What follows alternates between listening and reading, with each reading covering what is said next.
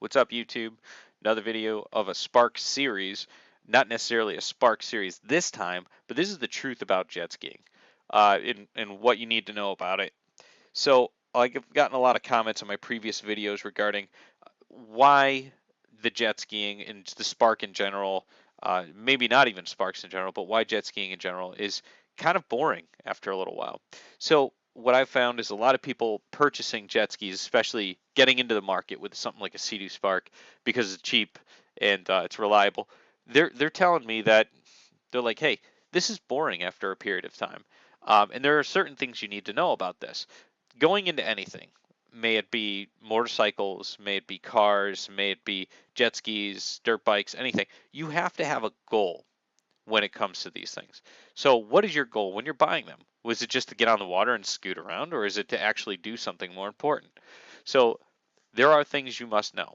One of those is give yourself a goal when you're on the water, whether it be doing tricks, whether it be going to visit places themselves. Larger areas are normally better, I've found, or doing things in general that make you happy.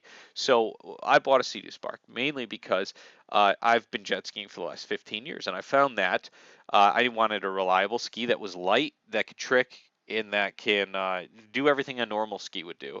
Uh, I in that aspect of it, I chose something called a Wave Blaster, Yamaha Wave Blaster. Those things were a ton of fun, but you cannot put anything inside of them and sit down on them for any period of time because they would just flip over. They're a lot of fun, but they're fun for a little while. So the Sea-Doo Spark allows me to actually take the things, go on them for a while, put stuff in the front storage container, and then relax on a beach or something. The Wave Blaster didn't allow that. So a goal for me was to get on the water, be able to trick still, but have fun, be able to jump off things, swim, store stuff, go visit places, dock it, and not have to worry. So all of that stuff was great for it. So one of the truths is give yourself a goal when you're out on the water. Uh, One of my goals during the day would be if I wanted to go on to Long Island Sound and trick a lot, figure out ways to do they're called bucking Broncos or 180s or jumps in general. You give yourself a goal about half hour to 2 hours because it's going to beat the hell out of you to do some tricks. Now that's a goal that I normally do, or we'll go out on the water. My friends or significant others will go on the water. We'll travel across Long Island Sound to go to New York, dock up there, Block Island, Martha's Vineyard, just a whole bunch of areas you can kind of go out and dock for the day and have a good time. So again, the Wave Blaster didn't have that much storage, so you weren't able to store it. Like the Sea-Doo Spark, for instance, has this whole huge storage container up front. I put a dry bag in there and we go across the sound. Or we put a dry bag in there, we go to something like Candlewood Lake, enjoy Down the Hatch, which is a restaurant there, go back out on the water, have some fun, and then trick a little bit. Now, jet skiing, again, can be boring. You can go on the water for a couple minutes, 20, 30 minutes, and just scoot around the lake, be bored, and come back. So I've heard a lot of stuff about the Sea-Doo Spark that's like, hey, these things aren't fast. They're not any fun. Well, they're not fast. And I'm going to be honest with you. If you're looking for speed only, you're going 60 miles an hour in the water, 70 miles an hour in the water, you're still going to get bored. You're only going to go across the lake so many times before you're like, you know what, this kind of sucks. And, I'm going to agree with you. I've had skis like the Yamaha GP 1800, Yamaha GP 1200P or R, which is the race series version of the two-stroke triple cylinder, and even though it gives you that initial rush, it goes away.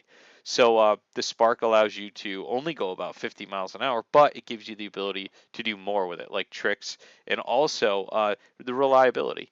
So you can cross the sound without having a problem, or you can, if let's say you're in Florida, you could go all the way out into the Gulf and not really worry about having to not be able to come back because the fuel is extremely good on fuel, and it's reliable, dead to nuts reliable, unless you hit something. That's the only thing I could tell you. Don't hit anything with it because it's going to crack the hole. Nothing I can tell you about the Spark over other skis is you have the ability to trick, like I was saying before. So check this guy out.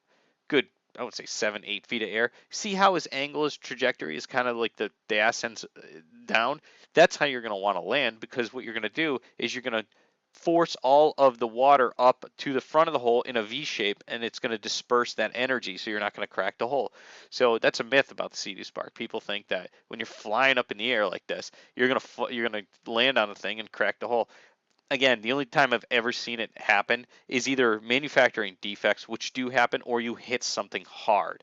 Some people fall off the ski going full speed on a sideways angle and crack them. And that's, you got to be careful with any skis, or it's going to do that. They do have less give than fiberglass, but again, you got to know what you're getting into. There are many ways you can jump these things, but make sure your ass end is down, because that's how you kind of save it if it's ever gonna break, or if you're ever worried about breaking the thing. But also, if you land on any ski with it kind of horizontal, you're going to notice it's going to hurt. So make sure you do it correctly if you're going to be jumping skis. Um, but the reason why I wanted to speak about these people jumping these skis like this is where you have the most amount of fun on a ski.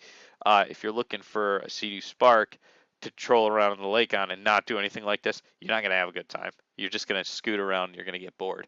But that's going to come with the territory of anything. I would recommend you renting one first, any jet ski, to see if you like it, and then develop that goal. That goal, whether it be hiking a thing 10 feet out of the water or visiting places, but have a goal for it. Uh, Another reason why I chose the Sea-Doo Spark is because it's upgradable. So this is the adjustable handlebars that come with the Spark Tricks. You could put these on any old Spark.